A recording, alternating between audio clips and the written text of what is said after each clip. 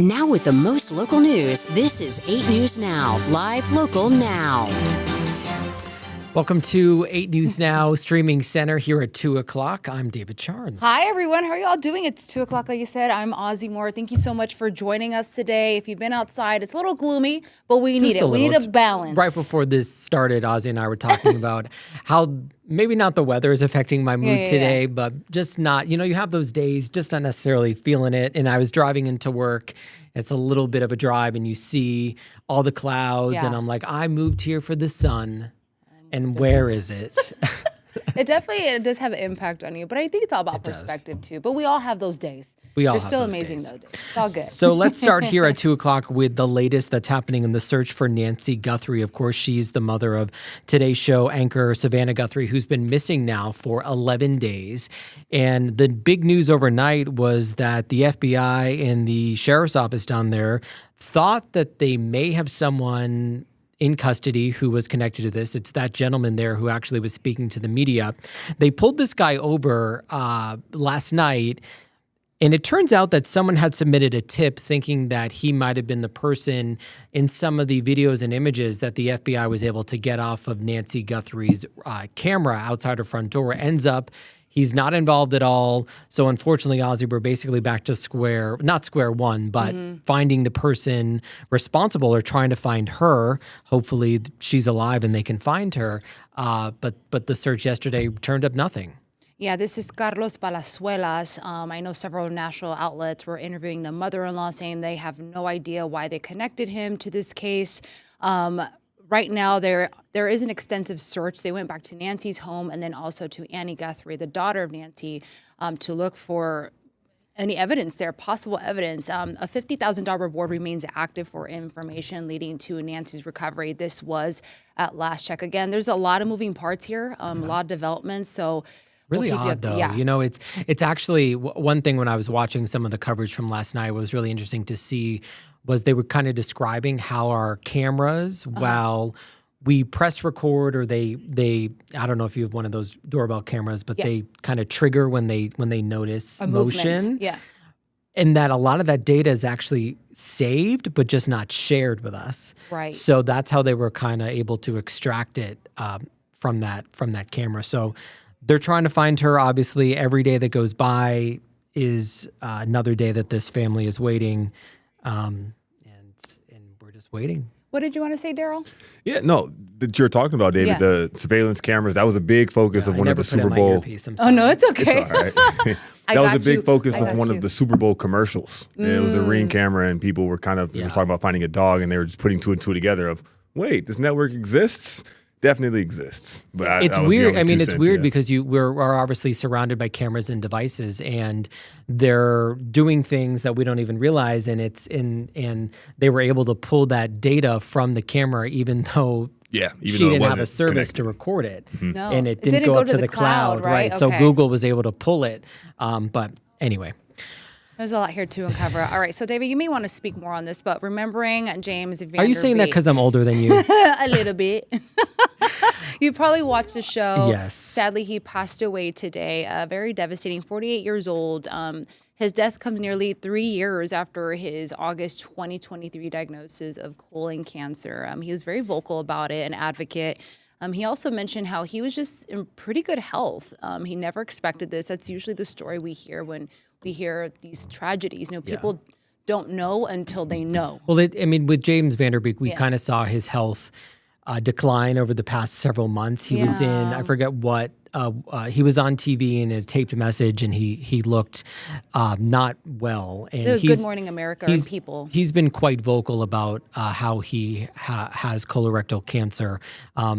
And he lost that battle today at the age of 48. He has a wife and children. But, we're seeing clips of him from little early, even a little earlier than my time, Ozzy. But I remember in the 90s, Dawson Creek was a big show on what was the WB. And he was in a couple of those teen movies. And, it's really unfortunate when someone dies at 48. And just over last week, we had Catherine O'Hara die from rectal cancer at 71. So really important to go get tested. If you have it in your family, talk to your doctor. It's a quick test, nothing to be scary about, and to just stay on top of it. So you go down to the Arts District, you go downtown, you want to eat. There's so many great restaurants and stores down there. And there's been, I won't call it a controversy, but there's been some debate, thank you, about how much to charge with the parking meters, because the city obviously needs to make money. This is within the city of Las Vegas. You see those parking meters right there on Main Street, and they want to raise it by $1. And there's been a lot of discussion about whether that's enough, because some of those businesses have closed because of the economy we're in. Things are expensive. Tariffs are making everything more expensive for consumers. And they don't want the parking fees to increase amid the economic conditions. So there was another of these meetings last night. A lot of these businesses don't want this to increase, but the city says from their data, it actually shows that the parking fees are not negatively impacting the area. So, I go down there sometimes. I actually park right a couple streets over because I'm in court all the time, as you know, hustling. And it's actually quite cheap, I think. It's like I get expensed. I mean, I'm not paying for it. But we're getting, it's about $4 or $5 maybe. It's a little more during the busy time. But parking down there is such a problem. And maybe the increases might be keeping people away, because I go down there. I don't go down there sometimes because I know I'm not going to find parking. It's always a struggle. You take like 30 minutes, sometimes 45 to find parking. One of the things that some of the business owners brought to the table was that, they're giving out 99 cents taco, for example, and they're saying a lot of people don't want to drive down for $4 to pay for parking for a 99-cent taco. Makes sense. And then some people are, when they're just, either you're Ubering or DoorDashing, picking up delivery, some people are getting ticketed now just to pick up, you know? So it's just a lot. There's a lot of moving parts to this. They are building that new garage. Yes, they are. So there will be an official meeting coming up with business owners in the city, I believe, a meeting scheduled for February 24th to discuss these matters. Maryland Parkway. Do you want to talk? Well, what's funny is this is one of yours, but go for it. I was at UNLV last week to speak to a class, and I was 20 minutes late because of all the construction. And then I came back and was telling everybody here that we need to do another story because it is ridiculous. So we're talking about Maryland Parkway between Tropicana, Flamingo, right next to UNLV. And it is honestly a mess. It's a maze. And it is a maze. And there's so much traffic because it's the middle of our largest university. Everything looks like that. Not like that. But their Boulevard Mall having access issues. There was a gas leak there a couple days ago. They had to stop classes in one of the buildings and cancel it because someone hit the gas line. So obviously, this work needs to get done. I just wish that it was planned a little better, because what I found is that the crews were kind of just like doing their, it's so hot and dusty that they're spraying everything down and all the cars are there. And it's just, to me, it just wasn't necessarily thought out as well, because everyone's kind of working alongside all the traffic. And honestly, it is just a mess. That's the thing. A lot of people say they feel like it's not planned. It hasn't been planned, So this is a conversation that actually started in 2024, right? Yeah. And RTC, this is a more than $370 million project, just to FYI. But they are saying that it's going to look like that.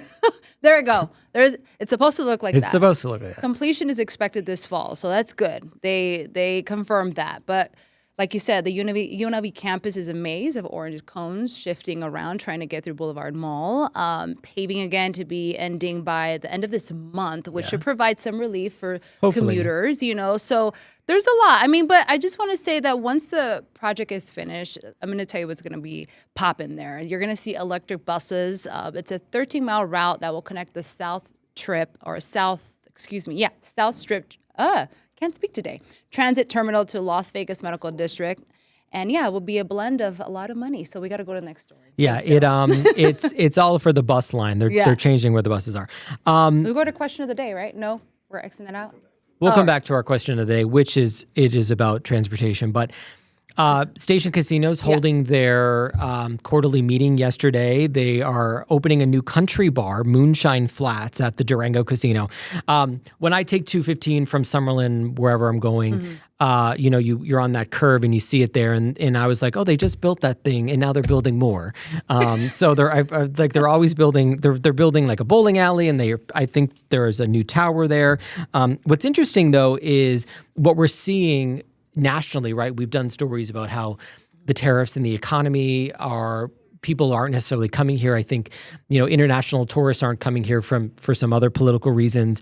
But the tourists are loving station casinos. And one of the reasons why is, not one of the reasons why, I should say one of the reasons they're expanding and building is because of that, because of the local tourism. They have a huge California contingent. So they're making money, they're expanding. We don't know about their next big project, but that's probably down the line. But they continue to add on. They just redid Green Valley. Right. So a lot happening it's good news. At Durango. We have a local boom. Locals, we're booming here.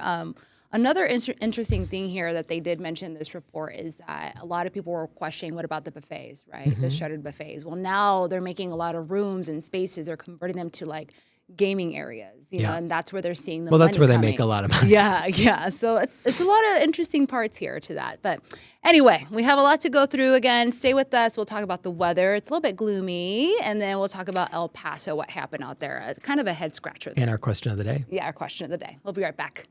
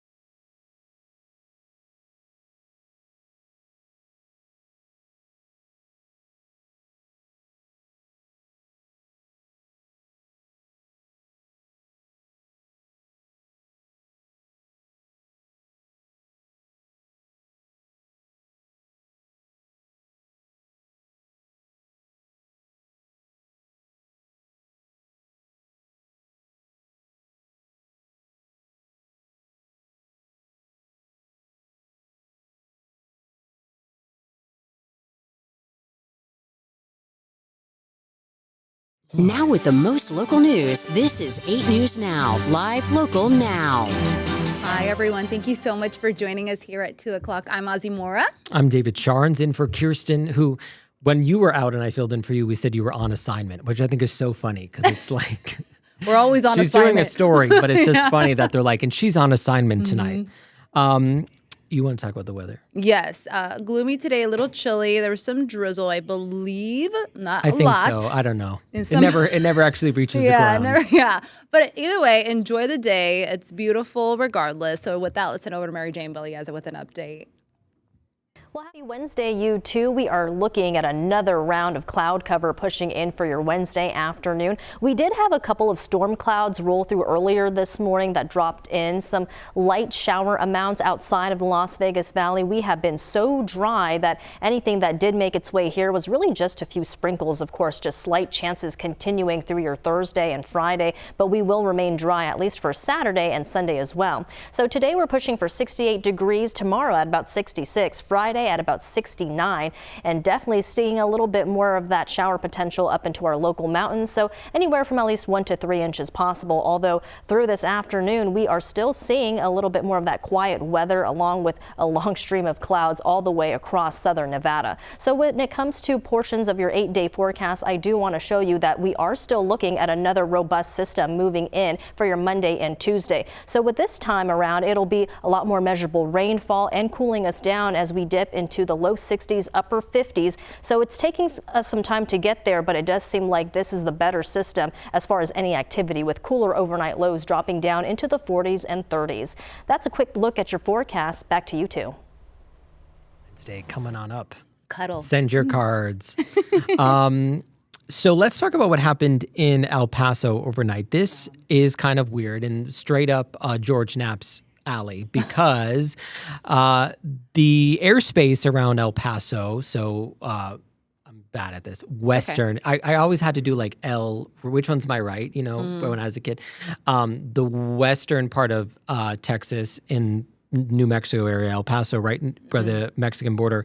The airspace there was closed abruptly overnight, obviously affecting the airport there and in travel. Not a hub, but people need to get in and out, right? They go to Dallas and like the major hubs from there. And the airspace closed because the Pentagon was planning to test a laser to shoot down drones. And that's according to sources who talked to the Associated Press. Before they said the Mexican cartel drones. So correct? the FAA, which controls the airspace, right? We heard a lot about them last year with the plane that crashed and all about the FAA. The FAA and the Pentagon reportedly weren't chatting about what they wanted to do, and the Pentagon wanted to test this stuff, and the FAA was like, well, we have planes. And I guess they just shut down the airspace because the Pentagon went and tested it anyway. There was some reporting that there were some drones from cartels that had crossed the border and that the Pentagon shot them down with some high-powered lasers. But CBS News, our friends at CBS News are reporting that what they ended up shooting down was actually just a party balloon. So this is like 3 different stories. Unfortunately, I don't think we really know what it was. I think that the Pentagon was testing this stuff. The FAA was like, we need to shut everything down, and that's probably what happened. I don't think the cartels were sending over drones. I think that's what the technology is meant for. But it just caused the airspace to close over these tests. And sounds, things that our tax dollars are going toward, right, to defend us. There are some questions, too, about the airspace. You said it borders in Mexican territory, which right next to El Paso is Ciudad Juarez, the border town. However, the U.S. flight restrictions that we were reporting on did not apply the Mexican airspace. So I know there was questions about that. So again, there's a lot to this. Aviation experts are saying they want more transparency from the FAA because, like you said, there wasn't just don't know communication. Right, and that means you can't fly anything, not just commercial planes, but private pilots, a bunch of other stuff. So, but it's all good right now. Okay, so let's bring it back here at home, North Las Vegas. So this is a story our own Josh Bagheera has been working on. A Clark County School District investigation into an alleged assault involving a 7-year-old boy, a nonverbal autistic boy. So this happened at Guy Elementary, North Las Vegas. The school district initially labeled it as unsubstantiated, which means there's just not enough evidence. Clark County Family Services came back, and they are officially saying that this is substantiated the allegation. So basically they found evidence to it. So this situation involved a teacher, like I said, who reportedly slapped the hands of a 7-year-old boy, nonverbal, autistic, and used profanity toward him. Parents at North Las Vegas, including those who have children in the same class, according to this report, expressed deep frustration with the district's internal process. Basically, they argued that the district has failed these students because they don't know how to communicate with these students. In other words, they don't have the proper training. which I know if I've done reports on, there's a lack of special education educators, not properly trained, and it's vital to have them properly trained for situations possibly like this, not all. When asked if they would re-examine their investigation in the light of these new findings, the Clark County district declined to comment, and that's usually protocol for them, David. Yeah. So the investigation will continue, and I think some parents just want more here and some clarity. And this is not like what we see when teachers are charged with something. This is an internal thing. So keep posted on that. A lot of people apparently buy ducks for Easter. I had no idea until I read about this. I did not know this either. So yesterday there was an event raising awareness. This is a real estate agent by the name of Rebecca McMahon, and she held an event yesterday because she says people are buying ducks but then dumping them, realizing they're a lot of work, and they're dumping them. In the video you see there places like Floyd Lamb Park, Sunset Park, and that then strains resources who then are caring for the ducks. So she's just saying, don't go out and buy ducks. Don't dump your duck. And she's going to have some more events about duck dumping awareness through Easter. She did partner with the Gilcrease Nature Sanctuary, and they're also saying that they're overwhelmed because they're seeing these ducks just being dumped. Yeah, that's not fair to the duck. It's so sad. A lot of these ducks are domestic ducks, like you said. They don't know how to fend for themselves, especially with predators. Yeah, just get a rubber duck. Just get a rubber ducky. Take a nice bath. All right. There we go. There's a rubber ducky. All right, guys. Thank you so much for staying with us. We'll have more. We'll talk about Valentine's Day spending. Finally, our question of the day. We'll be right back.